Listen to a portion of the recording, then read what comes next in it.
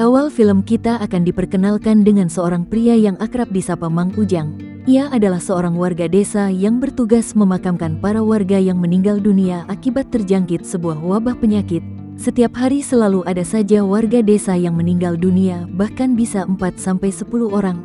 Karena terlalu sering mengurus para jenazah-jenazah itu, suatu ketika Mang Ujang pun tertular penyakit. Mang Ujang menyadari jika seseorang sudah terjangkit penyakit maka usianya tak akan panjang lagi. Di desa tersebut ada sebuah kebiasaan aneh. Setiap malam tiba warga akan bersiul dengan nada yang sama. Hal itu mereka lakukan untuk menghormati arwah orang-orang yang telah meninggal. Dimulai pada suatu pagi di pinggir desa terlihat sebuah aktivitas sekelompok anak muda. Ternyata mereka adalah tenaga kesehatan yang dikirimkan untuk memberikan pertolongan serta membantu para warga desa yang terjangkit penyakit wabah.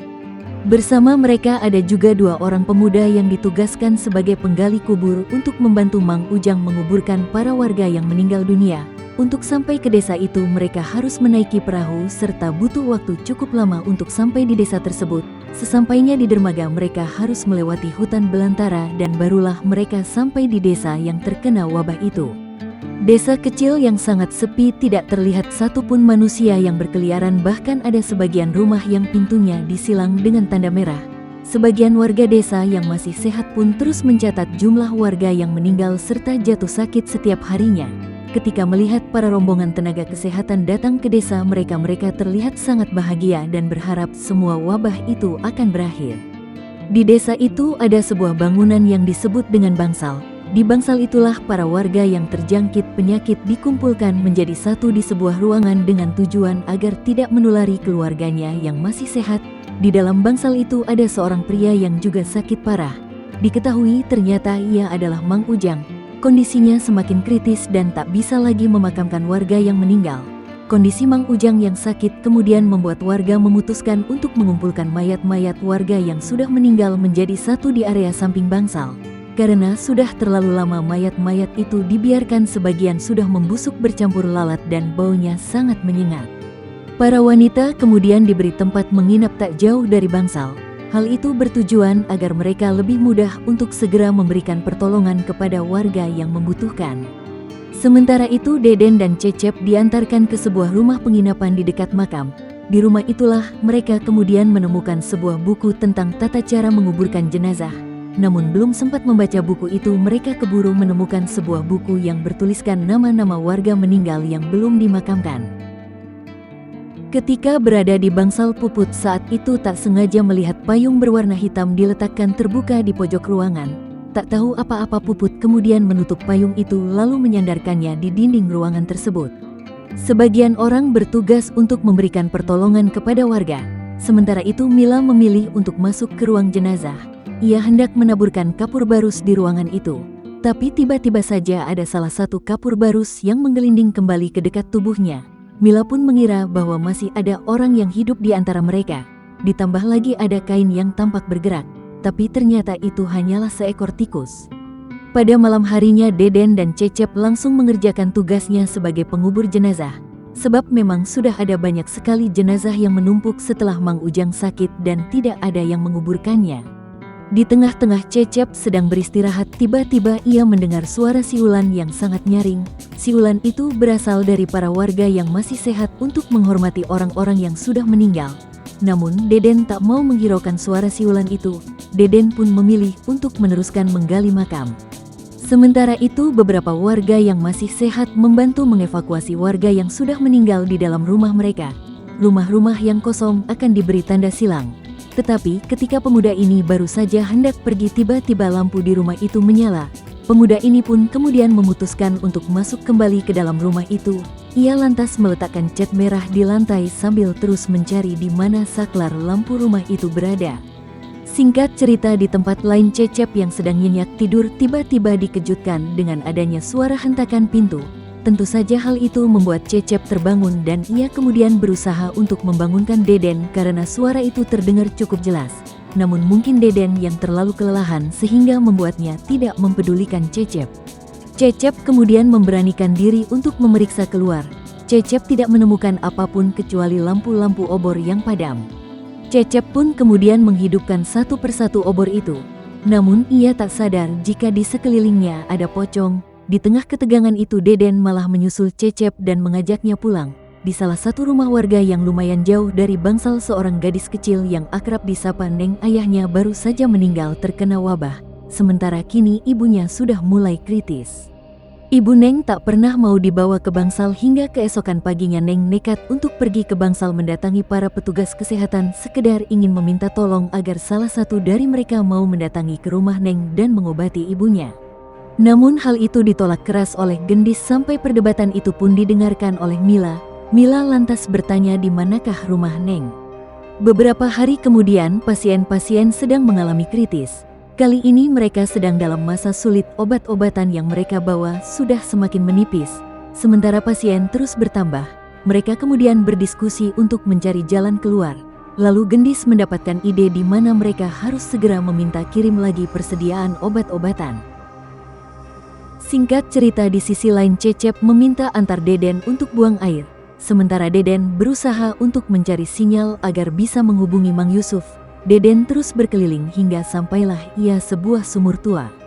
Karena di dalam toilet tak ada air, Cecep meminta Deden untuk mengambilkannya seember air. Ketika Deden mengambil air, lagi-lagi Deden mendengar suara siulan. Bersamaan dengan itu tali yang ditarik Deden tiba-tiba terasa sangat berat, bahkan hingga membuat Deden terjatuh di area sumur. Namun tidak ada sesuatu yang tersangkut di ember itu. Deden yang ketakutan lantas berlari memanggil Cecep. Mereka berdua kemudian pergi ke bangsal lalu menceritakan kejadian mengerikan itu kepada temannya Gendis. Ya mungkin saja mereka lupa membuka tali pocong sehingga membuat pocong-pocong itu bangkit. Puput juga berkata ketika Mang Ujang sebelum meninggal seperti ingin menyampaikan sesuatu kepadanya.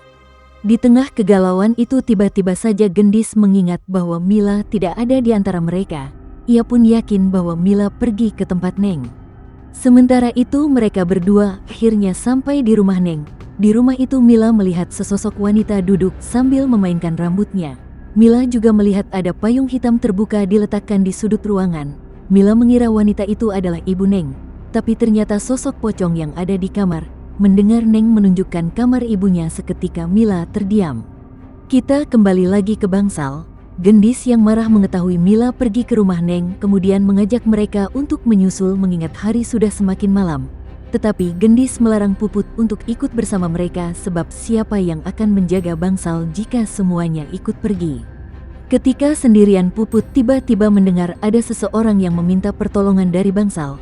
Ia pun segera datang untuk memeriksa pasien mana yang meminta pertolongan. Namun ketika diperiksa Puput tidak menemukan satu orang pun yang memiliki tanda-tanda memanggilnya. Tak lama kemudian Puput mendengar suara siulan dari luar. Salah satu pasien di bangsal itu melihat ke arah luar sambil ketakutan. Puput mengira mungkin saja pasien meminta tolong itu dari ruang sebelah ruang tempat dikumpulkannya para jenazah, mungkin masih ada yang hidup di antara mereka. Puput kemudian memeriksa satu persatu jenazah di ruangan itu. Tetapi akhirnya Puput juga tak menemukan ada salah satu jenazah yang masih hidup. Sementara itu di luar seekor kucing tiba-tiba berlari ketakutan dan ternyata ada banyak pocong di belakangnya. Meskipun Puput berhasil keluar dari ruangan itu, tetapi tubuhnya kemudian terjatuh lalu kakinya seperti diseret dibawa kembali masuk ke dalam ruangan. Mila yang usai memeriksa Ibu Neng menyarankan agar Ibu Neng segera dibawa ke bangsal agar bisa mendapatkan pengobatan yang layak. Namun Ibu Neng menolak dan tak ingin dibawa kemana-mana. Mila dan Neng pun tak bisa memaksa. Mila pun akhirnya berpamitan kepada Neng untuk segera kembali ke bangsal. Mila juga menolak Neng untuk mengantarkannya. Tetapi baru saja hendak pergi tiba-tiba mereka mendengar suara siulan. Neng pun segera menyaut siulan. Mila juga mempertanyakan tentang payung yang ada di pojok ruangan. Neng mengatakan bahwa payung itu untuk membuang kesialan. Tiba-tiba saja Mila mengingat kala itu Puput menutup payung hitam yang ada di bangsal. Singkat cerita, di saat Cecep sedang mengaji untuk jenazah Puput, Gendis tiba-tiba berdiri dan pergi dari ruangan itu. Ternyata yang sedang mengemasi barang-barangnya. Hal itu membuat Mila sangat marah. Sebab bagaimana mereka akan mengurus jasad Puput jika mereka pergi begitu saja. Terjadilah adu mulut di antara mereka berdua, di mana Gendis menuduh Mila adalah penyebab kematian Puput.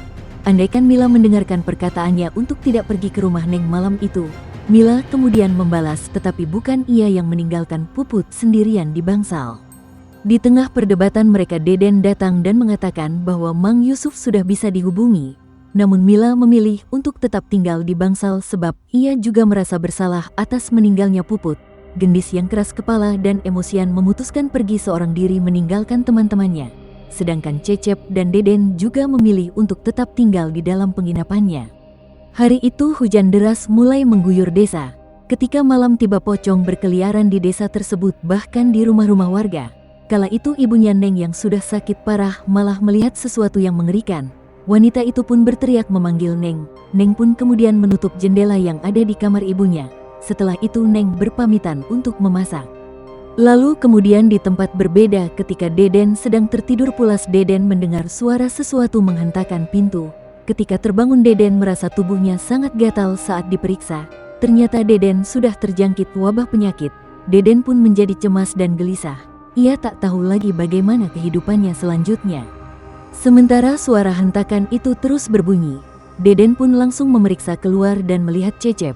Karena suasana saat itu gelap sekali, Deden lantas menghidupkan api di teras rumah. Namun tiba-tiba saja Cecep yang semula duduk menghilang. Saat kembali ke ruang tidur, Deden mengira Cecep tidur di tempat tidurnya berselimut kain berwarna putih.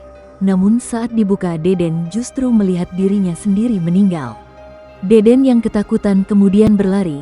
Ternyata Cecep sedang berada bersama Mila. Saat itu sambil ketakutan dan putus asa, Deden memberitahu mereka bahwa ia terkena wabah penyakit itu. Tengah malam itu Neng tiba-tiba datang menemui mereka untuk memberitahukan bahwa ibunya sudah meninggal. Neng ingin menuruti permintaan terakhir ibunya di mana ia ingin dimakamkan liang dengan sang suami. Karena suasana sudah semakin mencekam, mereka kemudian berbagi tugas. Deden dan Cecep memakamkan ibu Neng, sementara Mila dan Neng mencari warga yang masih hidup untuk diajak pergi keluar dari desa itu. Cecep dan Deden juga berbagi tugas. Cecep memakamkan ibu Neng sementara Deden berusaha mendapatkan sinyal agar bisa menghubungi Mang Yusuf. Saat membongkar makam ayah Neng itulah Cecep kemudian menemukan fakta mengejutkan di mana jenazah ayah Neng dimakamkan dengan cara terbalik. Kembali lagi ke Deden yang sedang asik mencari sinyal sampai naik ke atas sumur. Namun ketika berhasil menghubungi Mang Yusuf, suara petir membuatnya kaget hingga ponselnya masuk ke dalam sumur. Deden kemudian mengambil kayu dan berusaha untuk mengambil ponselnya kembali. Setelah itu Deden sangat kelelahan serta malah memilih untuk duduk di atas sumur tersebut. Lalu kemudian ia ditarik pocong ke sumur.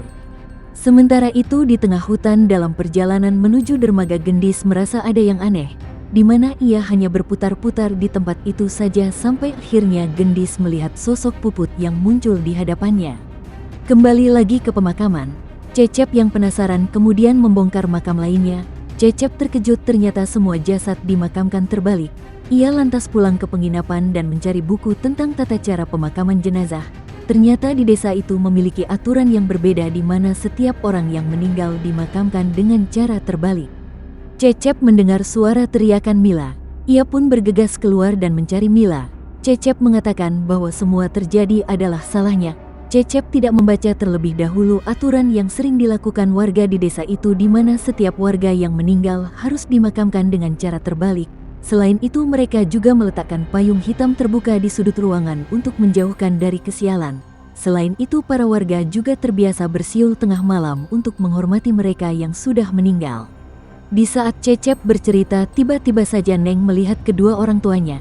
Tapi saat didekati kedua orang tuanya itu tiba-tiba berubah. Cecep kemudian menyelamatkan Neng dan mengajaknya bersembunyi di bawah ranjang. Tapi sosok pocong itu mengikuti mereka sampai masuk ke dalam ruangan tersebut. Di luar penginapan, Mila menemukan Deden sudah tidak bernyawa di dalam sumur. Mereka kemudian bertemu kembali. Mila lantas mengatakan bahwa Deden sudah meninggal dunia. Kini hanya tinggal mereka bertiga saja yang masih selamat.